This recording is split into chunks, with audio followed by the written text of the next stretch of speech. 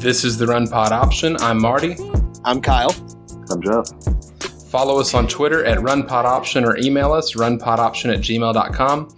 If you're listening and enjoy the show, please take a second to subscribe. If you're an iTunes or Apple Podcast user, feel free to throw us a rating, write us a review. We'd appreciate it. So I want to take a step back and talk about Saturday morning. So I woke up. Have you guys seen Minority Report? Yes. Yes. I can't remember what they're called. The ACOGs, whatever the people that see the future. They kind of have like a seizure thing in the water, you know, right when they have their visions. And I woke up Saturday and I had a bloody nose. Ooh. And yeah, it was like really weird, right? And what I didn't realize is that in just 12 hours, it was almost to the minute 12 hours, the most wild ass game ever, UCLA and Washington State would start, and that's what it was actually warning me of. And what I did, because I hate myself, is stay up till 2:30 Eastern time and watch that entire game. And I would like to talk to you about that now and the experience. I've got a question for you afterwards. Okay, yeah, feel free. So we're in the third quarter. I was going to hang it up after halftime, honestly. Washington State was handling their business. And with 6 minutes left, maybe 7 minutes left in the third quarter, Washington State was up 49-17. And I even tweeted, it looks like UCLA is going to get washed, so I'm going to go ahead and log off. What happened after that mark, with 21 minutes of game time remaining, was UCLA scoring 50 points. Wow. UCLA outscored their first three games in 21 minutes. Chip Kelly said, "Oh, this is what the Pac-12 is like again. I'm going to do my thing." Yeah, he looked at the clock. He realized, oh, in fact, it is Pac-12 after dark, and just decided to pour gasoline on it. And I've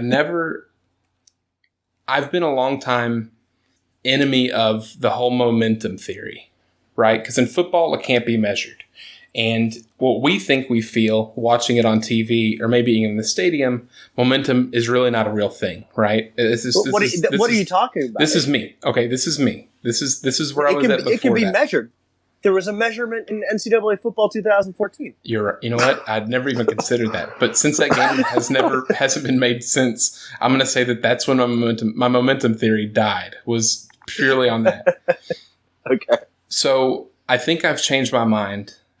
Because I've never seen a team like UCLA look pretty average for most of the game. And then they looked like they could have taken Bama, Clemson, or anybody else with just how great they were and how bad Washington State was. Washington State turned the ball over 6 times. 4 of them were fumbles. And if I remember correctly, it was 3 drives in a row that those fumbles happened. That's where all these points came from. Also, probably the most important statistic was the Washington State quarterback throwing for 9 touchdowns and still losing. Did Mike Leach take a nap or something? I don't know. Well, that's the thing. The weird part was... Well, the offense was great, it looks like. The offense was not bad. The offense was still doing its thing. They had a 3rd and out and the punt return for a touchdown. That's unfortunate, but that happens. But Gordon was chucking the ball still. They were running the ball just fine.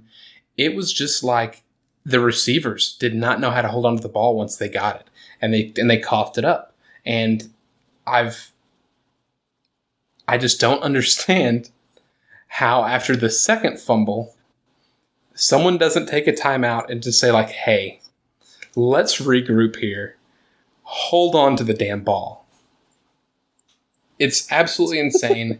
Dorian Thompson-Robinson he looked, I don't even know a comparable quarterback. He was incredible. He threw for 507 yards. He had 5 touchdowns. He ran for another 57 yards. And honestly, it felt like more. It was truly overwhelming. And I think I'm still hungover from that game. He also looked like trash against Cincinnati in the first game. He looked like trash at the beginning of this game. Like, he had a couple good throws, actually. I'll be honest. So UCLA's offense looked better in that it looked like it was simple. It looked like it was not going to win in the Pac-12, but it was going to at least make it so they weren't going to get just blanked over and over again, or tapped out at 14 points, like I think they did for all 3 games prior to this. Yeah.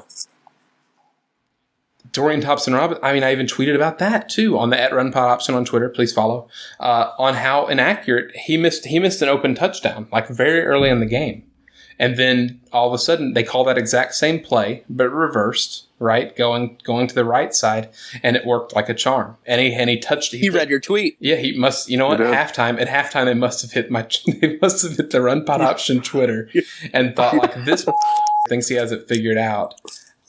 We're going to show him. You became corkboard material. Yeah. Chip Kelly didn't care until he saw my tweets. Yeah. I heard they actually do put Twitter up in the locker room at halftime, so that makes sense. That is, it's part of it. It helps people zone out so they can pee in a cup and make sure it's a certain color yellow before he'll allow them to play any longer. Oh no. It's weird. It was a true example of what turnover luck can do to a team if you're on the other side of that. And I fully expect Washington State to just spank Utah next week because that's what the Pac-12 does. Really? Yeah, I think they've won four games. I mentioned this in our last show that we had Corbin. They're going to cannibalize each other. Yeah, they're going to cannibalize each other for sure. But Washington State's had Utah's number, and Utah just lost to a team that runs a similar system, and they had a third-string quarterback who definitely does not have the capability of throwing for 9 touchdowns at least. So here's my question. Yeah, your question. What are the chances that the Washington State UCLA basketball game matches the score? That could be close. Washington State's not a good basketball team. UCLA is really falling on some hard times. There is like a 65 to 75%, there's 65 to 70% chance that these two teams outscore those two teams. 130 combined points, and there's a lot of college basketball that hits the under on that. Have you watched Big Ten? The Big Ten especially. Whoa. The Big Ten is exactly what I had in mind when I watched, 4 years ago, Purdue scored 38 against a Michigan State team that scored like 42. It was awful. Or Northwestern and Illinois going 38 to 34 or something like that. I think in a way too early prediction, give me the football teams outscoring the basketball teams. All right. Jeff, we touched on USC running a similar system, and you caught almost all of this game, I believe, right? I did. I watched the entirety of it. So what do you think about Matt Fink? Well, it was fascinating because I had not watched USC this year, and they very much subscribe to the chuck it up to the 5-star receivers they have offense, and it worked extremely well. So, I mean, he played out of his mind. There were just a couple plays where he was literally running backward and just chuck it up and get like a 40-yard pass. So they're definitely big play. They don't run the ball well at all, but I mean, I was impressed. It seemed like he has a little bit of KJ Costello in him, in that he can get it to the receiver, but the receiver is going to be the one that needs to do the hard work. Yeah, I think that's fair. And he was pretty mobile and actually was able to evade Utah's pass rush a couple times, and then he did get killed a few other times. So, and I think it's actually kind of interesting because Slovis eventually is going to come back. I'm not sure if they have him slotted for next week yet. This is Monday for who's listening. Maybe you have a problem there, but if all he's throwing up are 50-50 balls, at some point that's going to catch up with you. Can't trust a quarterback that wears number 19. Yeah, God. Oh, jeez. Yeah, that's a rough one. 19 is a really cool number, but for a quarterback, we had it on this. Kyle and I were playing video games, and I had it on the second screen, and I said, "Jesus, Kyle, their quarterback has number 19." Like I never realized. And at first, I was like, "I think Slovis has the number 19." I feel like I would have noticed that before because I didn't have the audio on, so I didn't know that he got knocked out yet. And it's interesting, I think, for Utah to give up the game. And this is going to keep Helton on, maybe? I don't know. It feels weird. having Utah lose this early to a USC team on their third string quarterback. I can't remember what the stat was, but I don't think Utah has beaten USC in LA in like 10 tries or something. So they kind of had like the monkey on their back there, and they should have won the game. They played terribly a lot of the game. Penalties, dumb plays, like they probably should have won that game. I watched the last 5 minutes clean, and they didn't look very poised. No. They still looked. Poor Huntley looked like he was kind of deer in the headlights, I felt like. But, props to USC. And like you said, it makes it really interesting because I don't know if this is true or just a fake report, but USC's new president apparently wants nothing to do with Urban Meyer, so that tells you everything you need to know about a possible coaching search. I'll believe it when I see it. It's interesting. I mean, I understand because it's a lease you're getting there with Meyer. There's only so much time, and for a program as big as USC's, who's trying to kick a decade worth of mediocrity. I mean, since Pete Carroll left, really. Yeah. You got to hire somebody you think's a long run. I think low-key, Matt Campbell might be a really good choice if they wanted to go non-USC, because he also seems like the kind of guy that would stay for a while. Yeah. And his Iowa State Cyclones won by 72 points, by the way. Or not by 72. They scored 72 points, which is absurd. Going through the rest of the weekend, Cal beat Ole Miss by 8 points. I don't know if you saw how this game ended, but Ole Miss maybe scored, but the refs didn't review the call. I saw this. Pac-12 refs strike again, I guess, but it's also not definitive if it was a touchdown based off what I saw. And for me, letting a really, really poor Cal offense score all over you, really, you deserve to lose to begin with, in my opinion. Sure, but I mean, I guess if there's question if the ball gets in, you need to check it. That's kind of what that's there for. I know it wasn't called a touchdown, but I don't understand the reasoning why it wouldn't have gotten stopped. Because I think he caught the ball at 12 seconds or 15 seconds, something like that. And by the time they were lining up to try to sneak, which coaches, you've got to have a better call in that situation. I know that situation doesn't come up a whole bunch, but that's inexcusable to have just a weak ass quarterback sneak where everybody's not, don't know what they're doing. Ole Miss allowed 357 yards through the air and 4 touchdowns passing. Whew. To a team that is not offensively that good unless they've just fooled everybody up to this point for the first 3 games. Another team that I think might have fooled us, the University of Pittsburgh hosted the Central Florida Golden Knights, and Pitt done up and won it, guys. Yeah, I hate a win for Pittsburgh that gives them some sort of credibility. I don't like that.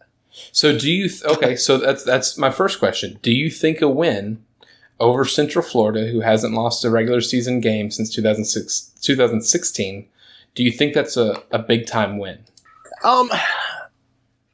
I think at this point in Pittsburgh's career, like their trajectory, like how they've been in the past 5-10 years, just like below average to average. That's a pretty big win for them. It's a top 15 school. They weren't expected to win. I just don't like it whenever Pittsburgh wins. I'm sorry. they were I think it's understandable, especially because Pitt's an easy program to hate, but Narduzzi's also, as proven in that Penn State game, very frustrating because he's obviously a talented defensive coach, but for him to have his team prepared, apparently they were just looking ahead to UCF when they played Penn State because they really outplayed them all but the third quarter. They didn't look bad.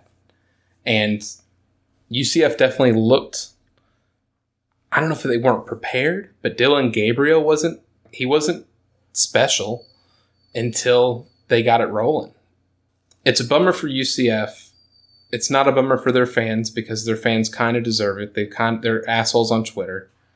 And but I'm not sure if Pitt deserves it or if this is just the Pittsburgh game that we kind of joked about throughout this season, where they're going to eventually beat somebody they shouldn't beat, and it's going to be a sloppy game. Except the weird thing is they looked okay. Like, they didn't look sloppy.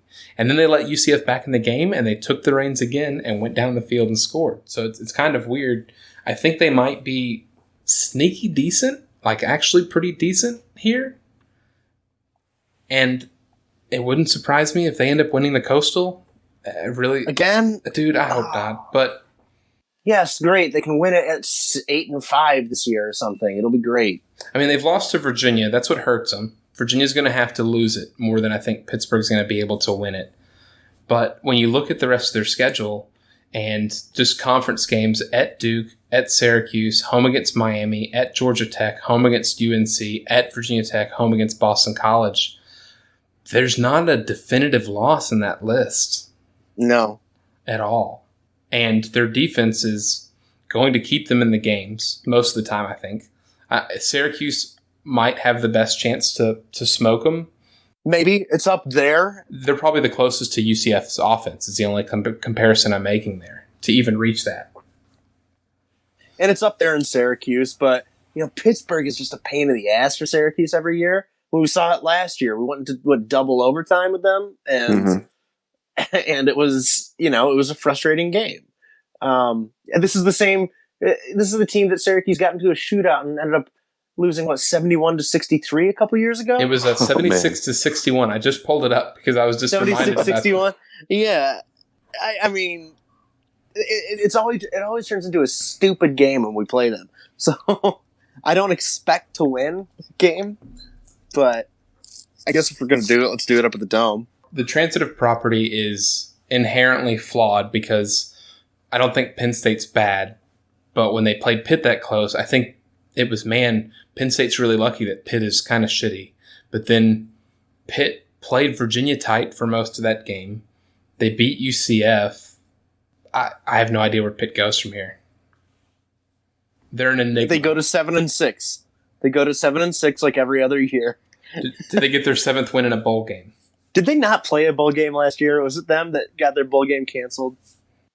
That was Kansas State and Boston College, I think. Okay. Wrong 7-6. Yeah, Sorry. It was Boston College was definitely one of the teams. I can't remember the other. Okay.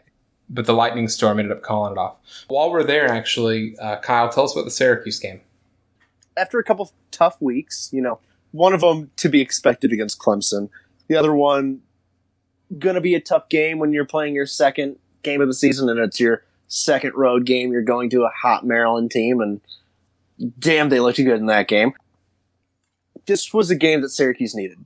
They had a bit of an offensive breakout, and they got back to what they've been doing well, which what they did well last year, which was really speeding up the game, getting up to the line, throwing quick passes to the outside, letting their quarterback run. DeVito had a couple of really nice runs. Looked a little bit more athletic than a lot of people probably gave him credit for. And I've told Marty this a couple times, DeVito is way more athletic than people think. He's just not 6'4", 230 and Eric Dungy, Right. He's not looking for the contact. But, I mean, on that first drive they had this past week, it was, I think, 4 plays, and they went 81 yards, no passes. It was all runs, including a 60-yard run by DeVito on a beautiful fake pitch and then run up the middle. And then Mo Neal went up the middle. He had another 36-yard run for a touchdown. Defense was a little bit banged up this week. In the secondary, both Andre Sisco and Melifonwu were both hurt. So that's 2 starters in your secondary. So having to overcome that against a pretty good Western Michigan offense. Their running back Bellamy he's a game changer. He's a guy that could get drafted, I think, in the NFL this year. I think he's had 7 touchdowns already this year. Something insane like that. They ranked 38th offensively in S&P Plus. Yeah, they're not bad.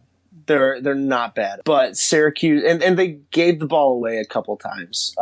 Syracuse had a couple of very beneficial turnovers go their way. But all in all, I'm not upset with that. DeVito looked like a new man.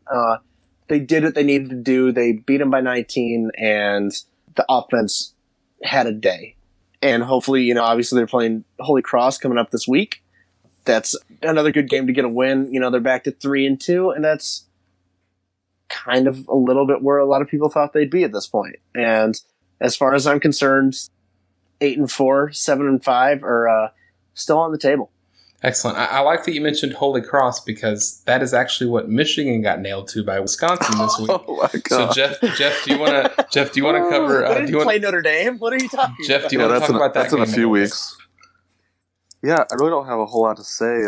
I saw a great analogy on Twitter. Someone said it was like Michigan had their pants pulled down on national television, and you can use your imagination on whatever happened next. But just a dreadful game in all phases.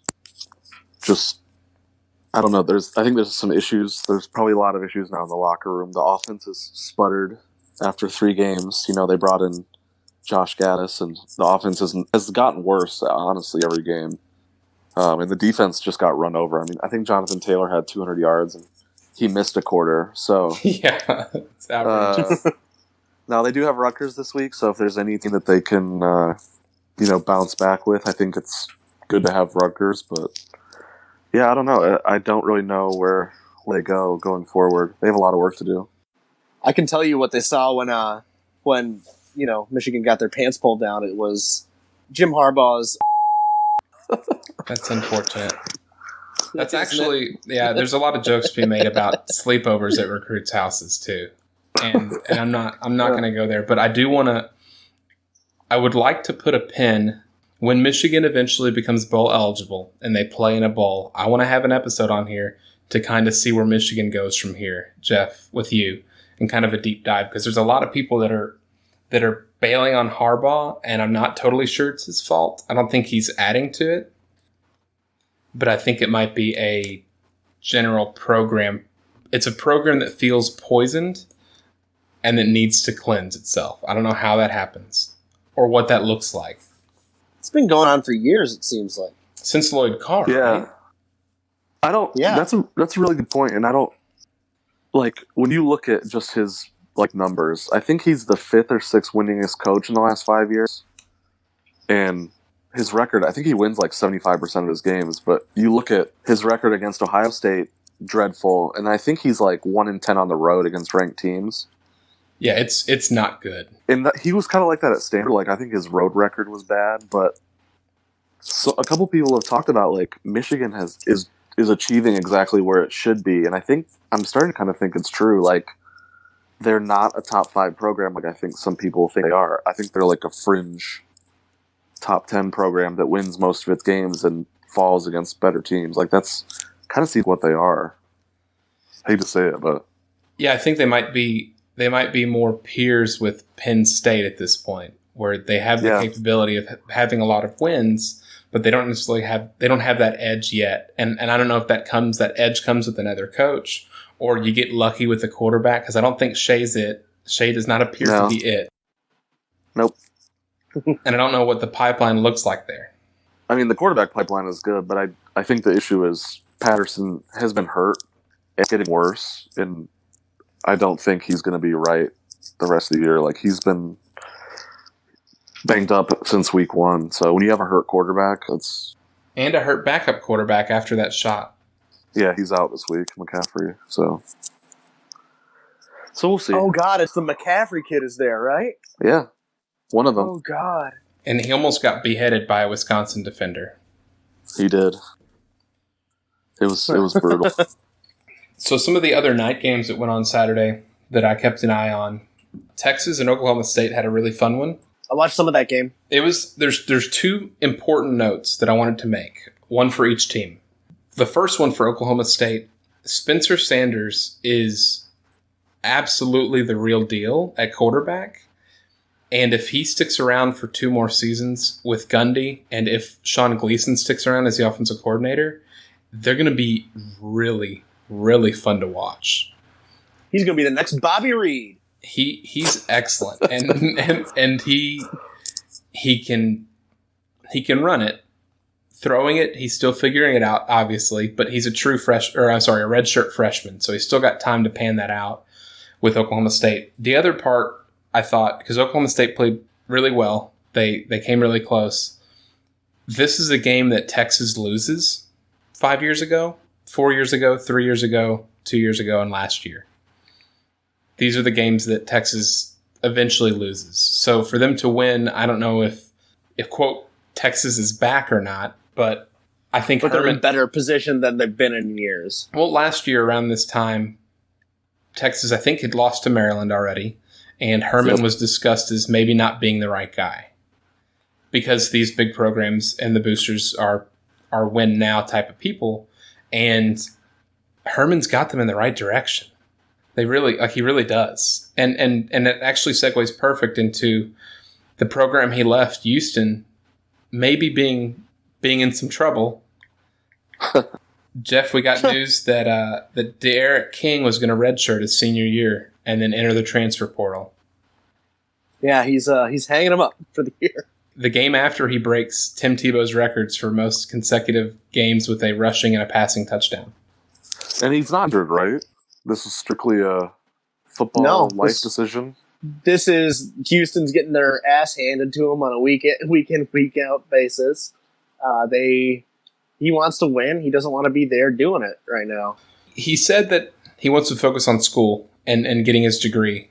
From what I saw in that quote from him, and his dad, I think, said the same. And I understand it. The writing is on the wall. Maybe Dana convinces him to stay and spend another year. But when you see your peers from a quarterback perspective go to top-notch programs and kill it, Eason doing well, Fields doing well, now Bichelle doing well at SMU. Yep. Hell, Oklahoma's going to need another quarterback next year. Yeah, and it seems like Oklahoma. So I want to touch on that real quick. Who do we think right now that makes the most sense for him? Is it Oklahoma because Hurts is going to be gone after a year? I mean, it'd be pretty on brand for them to do that. I just don't think that they do, not with Rattler there. Yeah, as a sophomore. Rattler's the only reason I think it might not happen. If nothing else, also, Lincoln Riley is going to be, at some point, he's got to say, hey, I can't just I can't do this to my quarterback. Transfer quarterback. Yeah, I can't just do it over and over again. I really would like to see him go to a Power 5 team, I think. And in terms of impact for me, if he walked on, all things being equal, if the season is panning out like we think it is, we're 4 weeks in, Wisconsin seems like a really fun opportunity maybe. The quarterback they have is only a sophomore, I think. The closest Wisconsin's come to a national championship was with Russell Wilson. And that's the only reason why I think Wisconsin could think about that. This is what I want. I want him to find himself up in the Pacific Northwest of Oregon after Justin Herbert goes. Ooh, that's a really good one, actually. I think that would be wonderful. It'd almost be a shame because Cristobal seems to be putting a governor on that offense because they should have smacked Stanford. And they did defensively, but offensively, I think they're kind of on cruise control right now. Okay. Jeff, who would you like to see him land with? Now, is Tua going to be gone this year? How ironic would it be if he went to Bama? I don't think he'll do that, but... If Bama brought in a transfer quarterback? That's not a bad choice. And honestly, if Trevor Lawrence was a year older, I'd put Clemson on that list possibly too. Yeah.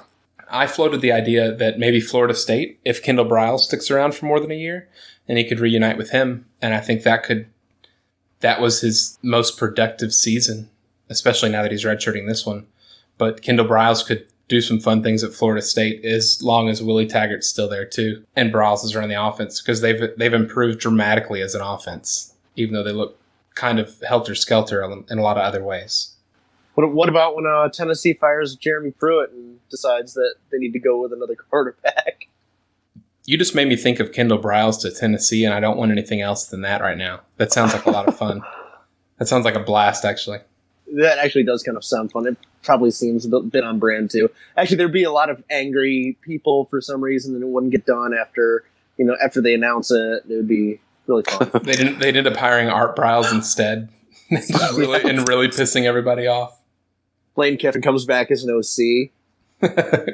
Lane Kiffin with Kendall Briles, man. Again, that could, but it's roles reversed. That actually is that's a great future. It's the worst future. Jeff, you watched more of the Georgia Notre Dame game than I did. What did you think? It was kind of an interesting game. It was really like a defensive struggle. And it was kind of weird, too, because Georgia was... I think they were trying to play it safe, and they kept... You and I kind of talked about this. They kept just getting gashed by crossing routes from Notre Dame. It was really bizarre. But other than that, they really held them. It was kind of like one of those things where they move a lot between the 20s, but then when they get in the red zone, they just shut them down. But it was impressive. I mean, Georgia, defensively, I think is really strong. Offensively, they're not as good as they've been in recent years. I know they have DeAndre Swift, and he's electric. He's special. But Fromm is just... It might be the way the offense is designed, but he's kind of a game manager. I hate that saying, but that's just what he's like. But maybe when you're that talented, you can do that. I don't know. I think it's unfair from only the viewer's perspective that we don't get to see guys like Fromm really chuck the ball that often. Yeah. Because I think he has the talent to do it, but Kirby is not. He's not willing to go on that type of offense, at least at this point. No. Right? At some point, Saban had a breaking point. He's like, cool, whatever. Just run whatever as long as we're winning. And then his offense all of a sudden becomes fun overnight almost when Tua jumps in there. Well, it's also that they've been riding the hot hand of really good running backs for the last, 5 6 years. Yeah. Yeah, so where does that development come from if it's not in the off season? Right? Because it's not necessarily... They're not needing to pass a whole lot except for the 2 or 3 games in the conference, that they'll play. And Notre Dame, in this case, Fromm ended up having a pretty good day, I think. And he had a pretty great touchdown pass to go ahead. Yeah. And those are the games that Georgia ends up finding a way to lose. Especially against your Alabama. That the way Georgia beat Notre Dame is the exact same way I could see them losing to Alabama. Hard fought, sticking in there, and then of course in the fourth quarter their offense is more electric. It's better, but it's not enough to eventually push them to a win. And it felt like Brian Kelly and Kirby Smart both have a problem when it comes to pushing the envelope early with an offensive game plan.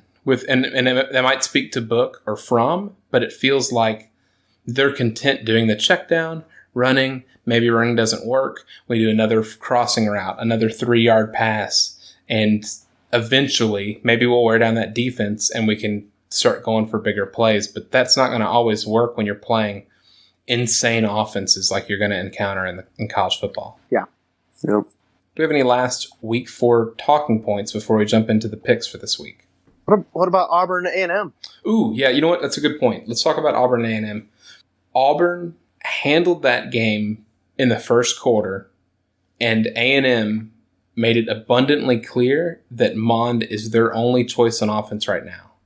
They lost their running back to an injury, I think last game, and his name escapes me right now, but Mond trying to do it himself, and he's not good enough to do it himself. He's just not.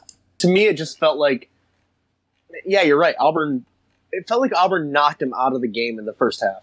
I didn't have any time during that second half where I thought that Auburn was going to end up blowing that game. Yeah, they had it in hand. It felt like they had it in hand from the very beginning. Yeah, nothing scared me about it. It was incredibly impressive for Auburn to walk into Kyle Field, and I mentioned on our picks last week, I thought the game would be too big for Bo Nix because he's young and because Kyle Field's hard to play it. And I thought that was going to end up being the difference. But the player whose name escapes me is Joshua Corbin for A&M, and without a killer running game, the game was too big for Kellen Mond. And A&M's offensive line is not where it needs to be. Ring a bell if it sounds familiar. Florida State, Jimbo Fisher. The offensive line wasn't prepared to be able to handle the Auburn defense. Mond is a 1-for-3 type of passer where he puts an incredible touch on a ball and then he just throws 2 duds back to back. This wasn't going to be their year anyways, and if there's any evidence of that, it's LSU doing what they're doing. There was no way A&M had a chance in the long run to win this division. Oh, between LSU and Alabama. Right, yeah, just to say the least. Yeah. Right, just those 2 teams, but then you also lose to Auburn, and there's still a loss in there somewhere to another team, I think, because it doesn't look to be A&M doesn't look to be offensively equipped to be able to win games consistently in the SEC. Now, to me, A&M going like 8-4, I'd find that to be a successful season. 8-4, 9-3, but those fans out there do not think so. So here's my question. Let's say that, I know this is only, year two of Jimbo Fisher? Yep. Let's say that he continues down this path of winning 8-9 games a year, but they're not really contending for the championship, the SEC West championship even. When does the honeymoon period end? They've got 10 years to figure it out. I was going to say, he's got an insane contract. Yeah, but they also, already hung one of his national championship banners, so... Or they gave him a trophy, didn't they? Yeah, they gave him a trophy for the championship that he's eventually going to win. So with Sumlin and with Johnny Manziel, they finished 9-4, and they were 4-4 in the conference on Johnny's best season. If he consistently wins 9 games, I don't know how you as an Aggie fan convince yourself Jimbo's the right dude if you think you should be challenging for national championships. Here's the thing. I just think it's that they're delusional where they think that they need to be challenging for national championships year in, year out. I just don't see them on that level. I think there's 7 teams in the SEC that see themselves at that level, though, which is and 3 of which actually have something. Auburn every third year, Alabama always, Georgia always, Florida thinks they LSU should be there. LSU every year. LSU every 5 years. Yeah, I mean, and that's not even counting when Mississippi State goes for a run, or whenever Tennessee decides to come back and do something. The SEC truly is a stacked conference, and even when all when does teams Ole Miss average, decide that they're going to do something? Yeah, when their sanctions are over, eventually they're gonna catch fire again, right? They're gonna at least be decent. They're done now, are they? Are they done already? I thought they had one more year. I thought they just did a 1-year ban. I think it was a 1-year self-imposed and then 2-year overall, maybe. I'll look it up right now. They get a 2-year bowl ban, and that's including this year. Okay. I believe. This article's from December 2017. Well, I say that. That was the additional year, was last year. So maybe you're right. Maybe they're bouncing back from it. Anyone that's an Ole Miss fan that understands this shit more, please add us Run Pod Option on Twitter. Because in fact, Hugh Freeze, get a hold of us. Houston Nut, from please your chair. At us. Unfortunately, I can't. Javon Sneed can't let us know, and I do want to touch on the day. I do want to mention that I was extremely bummed. I ran to both of you guys with this news because Javon Sneed, for whatever reason, was special to me, and I think it was because there was a time where I believe a lot of Texas fans thought he was better than, I think it was Colt McCoy that he was going up against. And he was your Juice Williams. He was. It's a bummer. And if you're in a similar situation as Javon Sneed, please seek help. We're gonna end week 4 on that note, and we're gonna jump into the week 5 picks. Are you ready, boys? Let's do it. Let's do it. Cool. So let's go over what happened last week. Last week, Jeff was not here. He was in Vegas, so he got Corwin's picks. Check out Corwin at Juicing the Numbers. That's not the Twitter. That's the podcast name. It's at Juicing Pod. Corwin picked for Jeff a 7-5 week. I picked 8-4, and Kyle picked 5-7.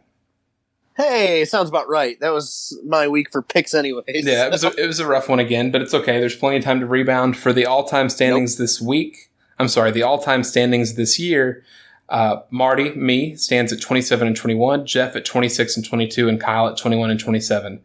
Plenty of time to make that up. So let's jump into the teams. Let's jump into the games. Let's jump into the matchups. Don't call it a comeback. You know what? If Kyle, let's set a bet up right now. Jeff, I need you to write this down. Okay. If Kyle wins the picks for the year, we need to have a bet payoff. Okay. For the show, I would like that bet payoff to be one of us have to record the entire show in the nude. It's an audio medium. There's nothing that's going to be changed. Yeah, wait. Who says I'm not doing that right now? Yeah, what do you mean have to? Well, this turned out to be a very illuminating situation because I too am naked and afraid that we all are actually. The first game we got is Penn State. This is the run nude option. Penn State at Maryland. Penn State are 8-point favorites. Who do you got? At Maryland. Yeah, Maryland are 8-point dogs at home after a disappointing loss to Temple and both of them coming off a bye week, which I can't remember the last time that happened in a game that I was picking on. It's 2 bye weeks leading up to it. That happened in the Michigan game this week, too. Michigan and Wisconsin both had the bye week? Yeah, before. Well, then let me change my pick to the home team because... Are these bye weeks earlier than they usually are? I thought they were always later in the year. They have 2, typically, I feel like. Yeah. Yeah, Syracuse is coming up, I think, after Holy Cross. So they'll need it after that. Yeah, need to rest after that one. God, now they're going to fucking lose.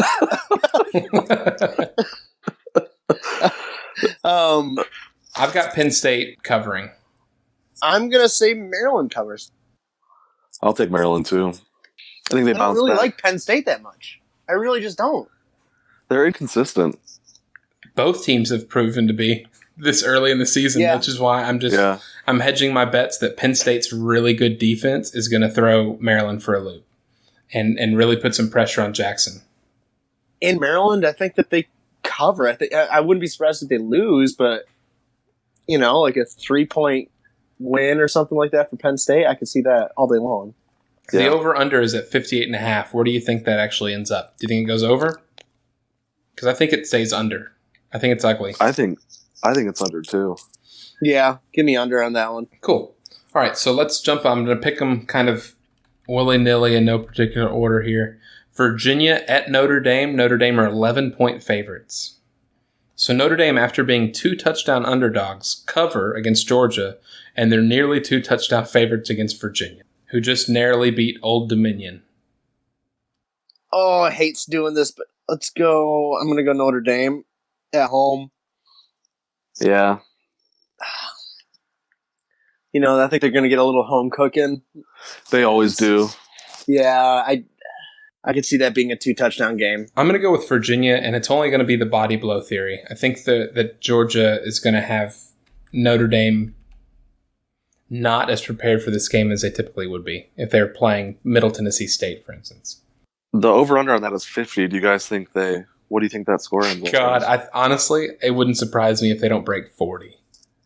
I'm saying like a 24-10 game or something. Yeah, absolutely. Or just like 19-17, something that's just really ugly. I won't watch 1 minute of that. Yeah, I don't think so. That's second screen at best material, just based off the rest of this lineup. I refuse to put anything Notre Dame on NBC up there because it supports their TV deal. We've got Iowa State at Baylor. Baylor are 3.5-point favorites. And Matt Rule has the Bears really rocking, honestly, this year. They've looked really good. Give me Baylor. Okay, cool. I've got Baylor to cover as well. Baylor. I feel like, and I don't want to dive too much into it, Brock Purdy was insane against Louisiana Monroe. That's Louisiana Monroe, but it does feel like Matt Campbell's figured out what to do with all that talent that's left, and it's to drive Brock Purdy into an early grave. And I think he probably stays up through Baylor. It would really surprise me if all things stay equal that he lasts the rest of the year, because he's taking a lot of snaps and a lot of hits still. We've got Kansas State at Oklahoma State, and Oklahoma State are 7.5-point favorites. That's a tough one. Ooh, man. Kansas State is ranked too. Wow. Give me Kansas State to cover. All I got to do is lose by a touchdown. I've got Kansas State as well. Yeah. I'll take Oklahoma State, be the contrarian. Okay. I like Oklahoma State, but I feel like, coming off of a, kind of a high, but also an emotional letdown, Yeah. not beating Texas.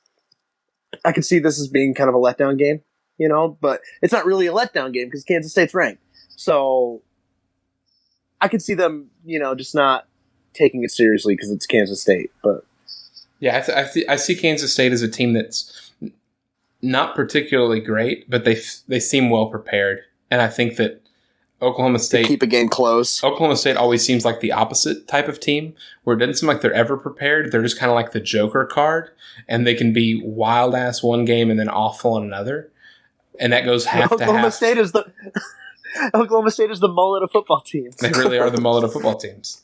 Sometimes that offense looks like it's business in the front, and other times it looks like it's party in the back. And Mike Gundy is the perfect coach for them. Truly. Forever. God, that thing's back too. It looks great. I'm not gonna hate on it. He's got a bit, and it works for him. We've got Cincinnati at Marshall, and Marshall are 2.5-point underdogs at home. Wow. I expect this to be an incredibly ugly offensive game for both teams. I haven't seen a lot about Marshall this year. They played Boise State earlier in the year, and their offense looked really bad. They got shut out, didn't they?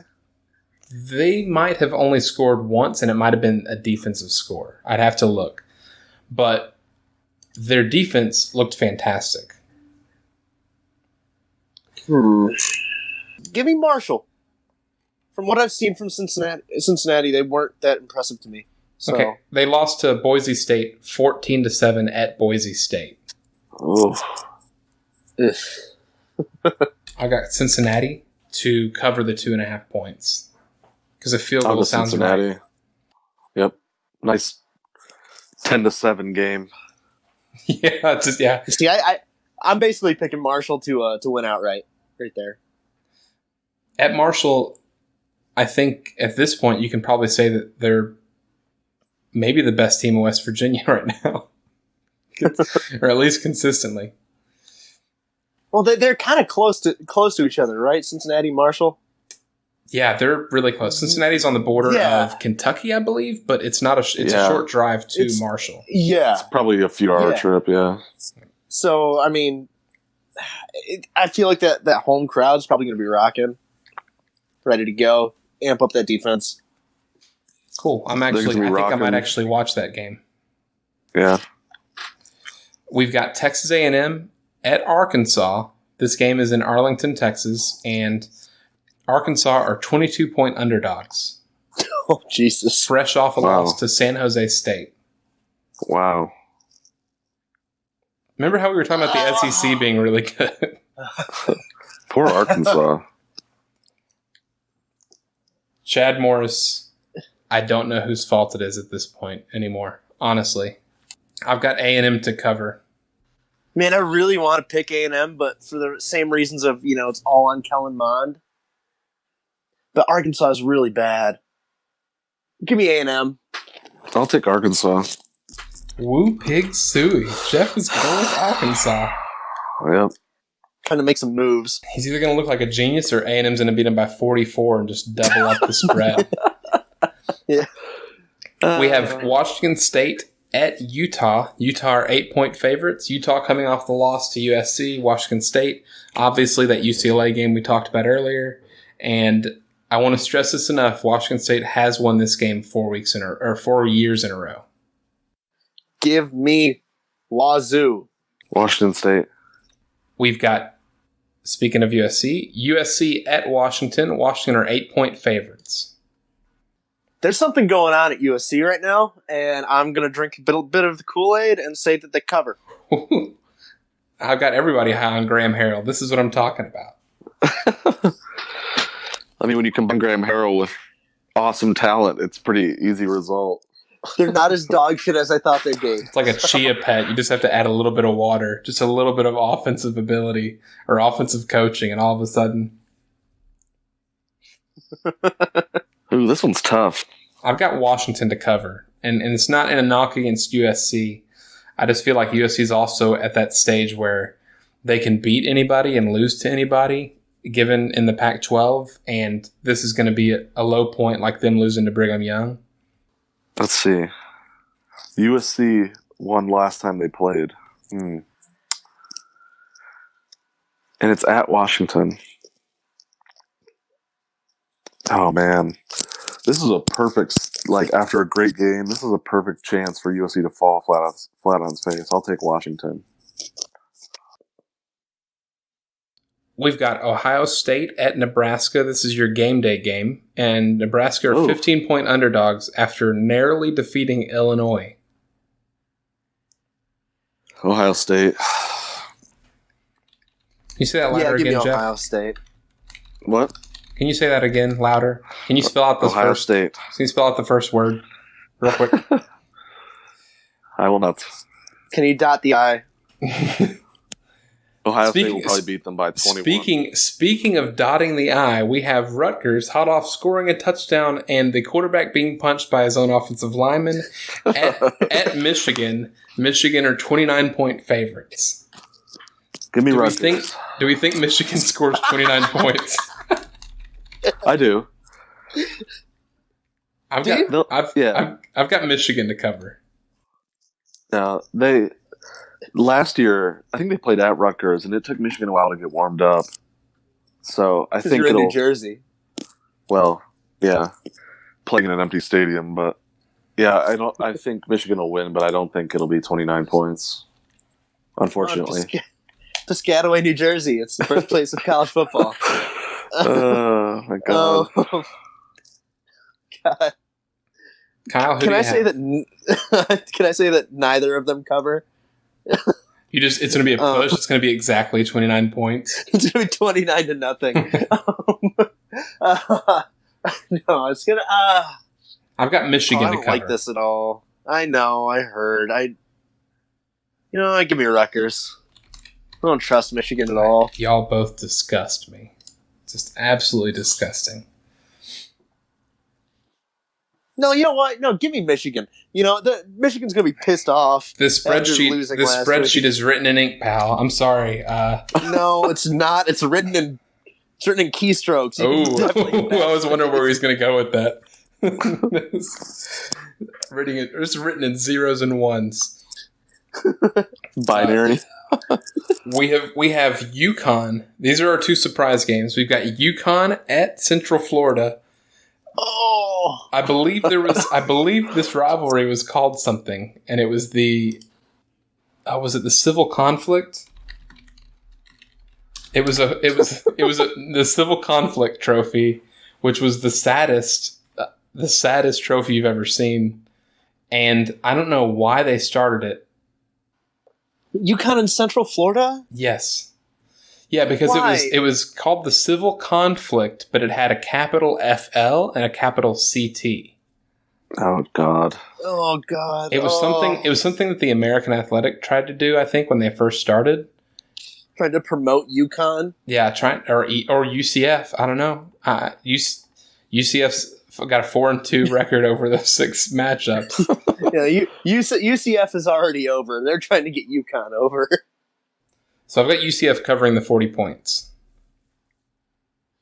40 is the over-under? Oh, God. I'm sorry, 40 is what UCF is favored by. Oh, my God. That's how bad. UConn barely has a football team right now. Aren't they 3-1? They're improved, but they are still 1 year removed from being like a historically bad defense. Oh, man. I don't even know where to look up UConn's record because they're not listed under American anymore. They're independent now, aren't they? They're 1-2. Oh. They have beaten the Wagner Seahawks 24-21.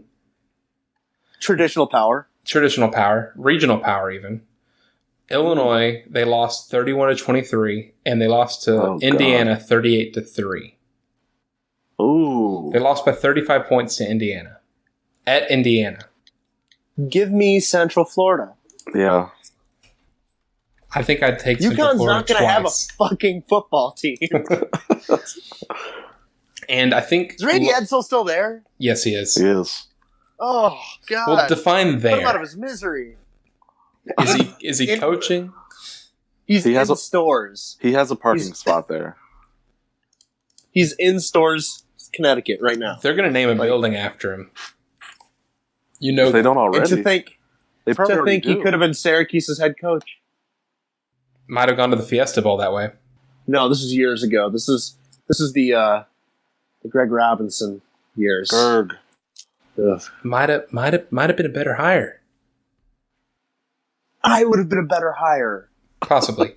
So I think 23-year-old me would have been a better hire at that point. And I was a shithead at 23. you were. I can attest to that. You saw it. So our final Week 5 pick, I think, is low-key going to be maybe one of the most fun games. And I'm going to actually, before I mention it, I'm going to look at what channel this is played on. Because if I don't get it, I'm going to be a little upset. Let's take a look here. We have got... I hope it's ESPN Plus. Ooh, He's no. asking me for his... I have ESPN Plus. I don't need your password anymore, sir. It is going to be on ESPN at 9:30 p.m. Central Time, which means it's going to be Past on my bedtime. at 10:30 p.m. Eastern Time. And that is going to be Even more past my bedtime. UCLA with Dorian Thompson-Robinson against Arizona and Khalil Tate. Arizona are 9-point favorites. UCLA just shot their load. Arizona State's going to cover. It's just Or Arizona. Arizona's going to cover. Either Arizona State's going to be the third team. They both kind of, honestly, Arizona State shot their load too. Give me Arizona to cover. Oh, boy. Arizona beat Texas Tech last week. I don't know if Arizona's pulling it together, but it seems like Khalil Tate is not as bad as he was last year. So someone is paying attention again. Yeah. He quit hitting the booze. I'll take Arizona. Excellent. I am the only one that has UCLA to cover. I think it's going to be another shit show. I think it's going to be me at 2:30 hating myself again. And but this time it's going to be 22-20. It's not going to be nearly as fun. It's just going to be a lot of quarterbacks running. Are you going to be trying to get your child to go back to sleep watching that game? Yeah, that's honestly that was a real concern about midway through that fourth quarter because Remy did kind of wrestle around in her bed and I heard her kind of like cry like she was about to do it. I'm just like, cool, this is either the best thing that could happen to me or the worst. Because if that had happened, I would have just gone to bed afterwards. Instead I stayed up and wanted to die with each passing second. You could have both sat up and watched it and just cried in delirium at that point. Yeah, both with bags under our eyes. My nose is still bleeding. While they're just showing pictures of Gardner Minshew up there because he's in the crowd. Just over and over and over again. It was honestly, I'm tapped out on the Gardner Minshew stuff. And I think that's a good spot to end on this week. Fellas, do you have any Week 5 notes as it comes up? Man, just watch out for that Syracuse Holy Cross game. It's going to be a barn burner. Please beat Rutgers, Jeff? Is that what you were going to say? Well, let's hope. That's all I can say. Wow. The confidence just oozing out of you. Guys, follow us at RunPodOption on Twitter. And when you do that follow, go ahead and tweet at us. Send us your thoughts and prayers for Jeff. I think he could benefit from it. Y'all have a great rest of the week and have a good Week 5. Bye. Peace. Say bye, Kyle. No, bye. Hi, my name's Joshua Tracy. And I am Corwin Heller. And we are the hosts of a statistics and sports podcast called Juicing the Numbers. We cover the NFL, college football, MLB, and the NHL with anything that we like to talk about in between. If you like sports and the numbers behind it, come check out our show, Juicing the Numbers, on iTunes, Spotify, Stitcher, wherever you find podcasts. Hit us up on Twitter at JuicingPod.